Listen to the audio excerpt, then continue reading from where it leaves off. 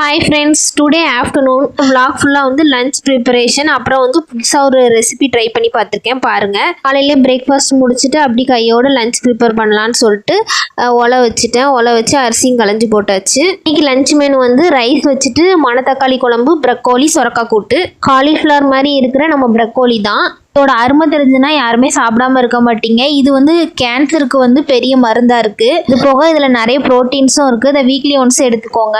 Next side by side வந்து சொரைக்காவும் cut பண்ணி அப்படியே நான் குக்கரில் போட்டு வச்சுட்டேன் கூட்டுக்கு.